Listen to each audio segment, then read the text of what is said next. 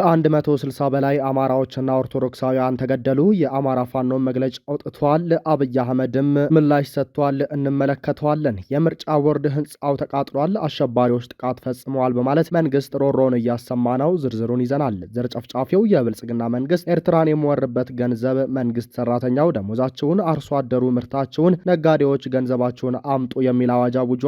ዝርዝሩን ይዘናል። ሰላም ጤና ይስጥልን ውድ የአርትኤም ኢትዮ ቤተሰቦቻችን ሰዓታችን ጠብቀን ዕለታዊ መረጃዎችን ልናደርሳችሁ መጥተናል። ለቻናላችን አዲስ ከሆኑ ሰብስክራይብ በማድረግ ቤተሰብ ይሁኑን። ቀጥታ ወደ መረጃዎቹ እናመራለን።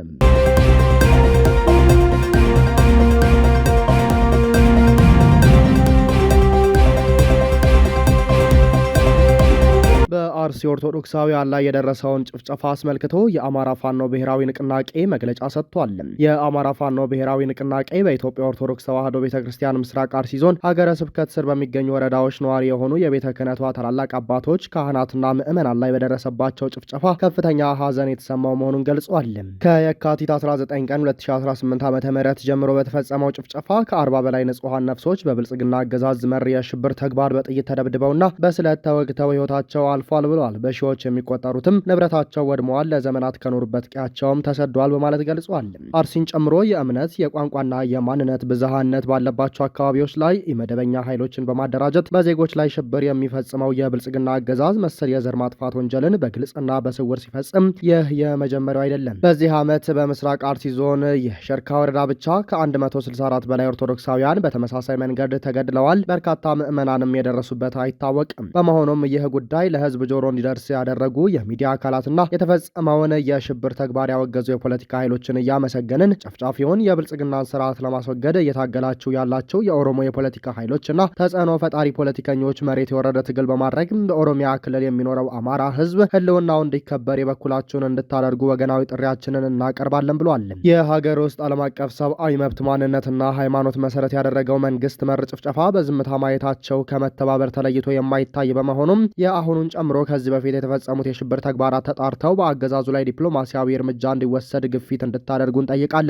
በመጨረሻም ይህንን ብሔርና ሃይማኖትን መሰረት ያደረገ መንግስታዊ ግድያ አዳዲስ ገዳይ ዩኒቶች በማቋቋም የሚፈጸመውና የሚያስፈጽመው የብልጽግና አገዛዝ በማስወገድ ሀገራችንን ከቀውስና ከሽብር አገዛዝ እንድናላቀቅ ለመላው ኢትዮጵያውያን ሁሉ ጥሪ እናቀርባለን ብሏል የአማራ ፋኖ ብሔራዊ ንቅናቄ በመግለጫው። ከወራት በኋላ ከሚከናወነው ሀገራዊ ምርጫ ጋር ተያይዞ አንዳንድ ድርጊቶች በመላው ሀገሪቱ እየታዩ መሆናቸውን መረጃዎች ያሳያሉ።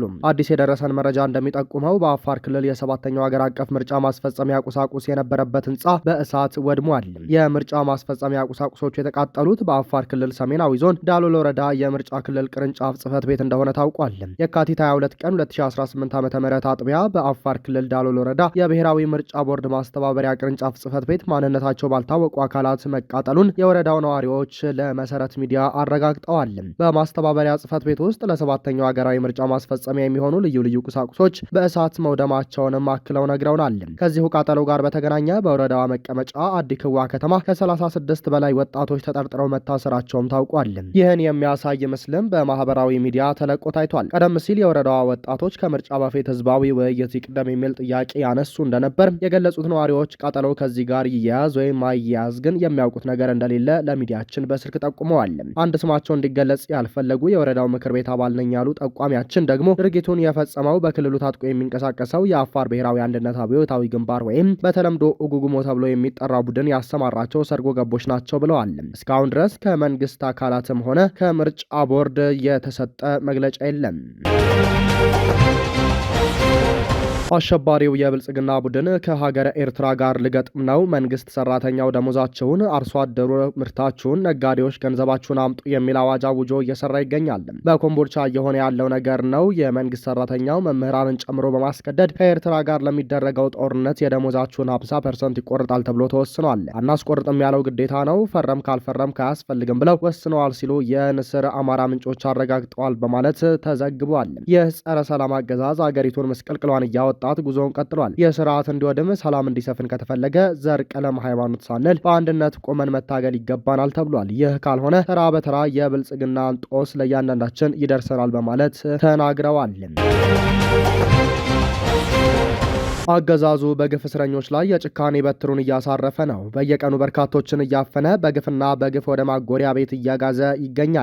ታዲያ በእስር ቤቶች ደግሞ የምግብና የውሃ አቅርቦት ችግሩን ከፍተኛ ደረጃ ደርሶታል። ይህ አረመኔ የአብይ አህመድ የብልጽግና አገዛዝ ጸቡ ከትውልዱ ጋር ነው። ነገን ለማሰብ ማሰቢያው የተደፈነው የኢትዮጵያው ሂትለር ትውልዱን በፍትህ እጦት ብቻ ሳይሆን በምርመራ ስም እያሰቃየ በረሃብ ክፉኛ እየቀጣ ነው። ማረሚያ ቤቶች የተባሉ ማጎሪያ ቤቶች ውስጥ ያለ ፍትህ በግፍ ታስረው የሚገኙት በሺዎች በመብራትና ውሃ ችግር እንዲሰቃዩ የተደረገ ነው። ሆነ ተብሎ ግጭት በማስነሳት የተለመደ አረመኔ ድርጊታቸውን ለማስፈጸም እየተዘጋጁ ስለመሆኑም ብዙ ምልክቶች እየታዩ ነው። ማረሚያ ቤቶች አካባቢ የምንጊዜም ትኩረት ያስፈልጋል።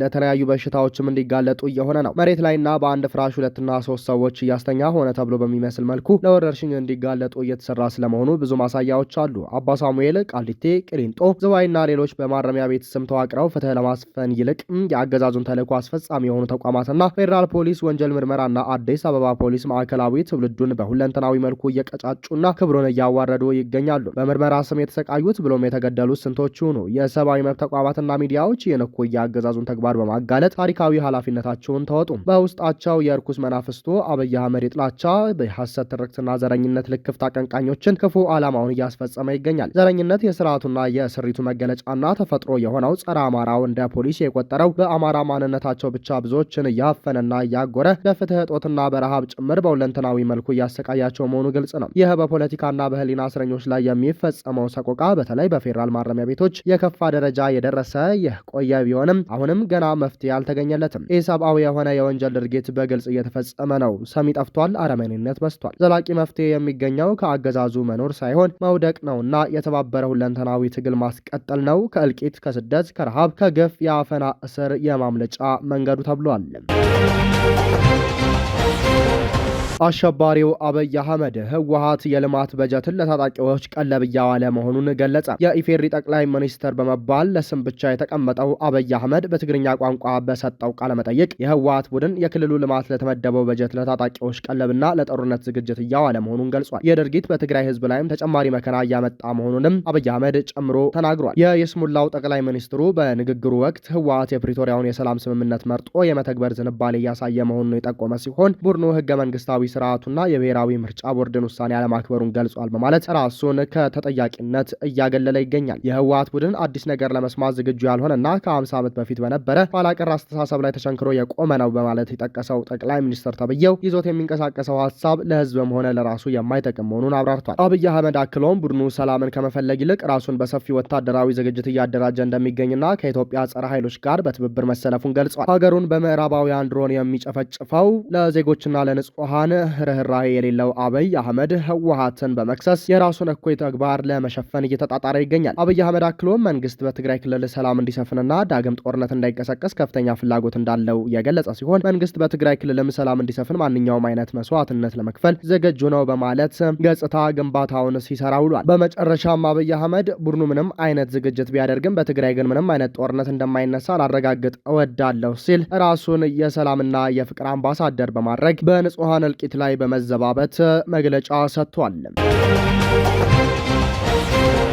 ክቡራንና ክቡራት አድማጭ ተመልካቾቻችን ለሰዓቱ የነበረን የመረጃ ስርጭታችን ይህንን ይመስላል። ሰብስክራይብ በማድረግ ቤተሰብ እንድትሆኑ እየጋበዘን ሸር ተመኘን።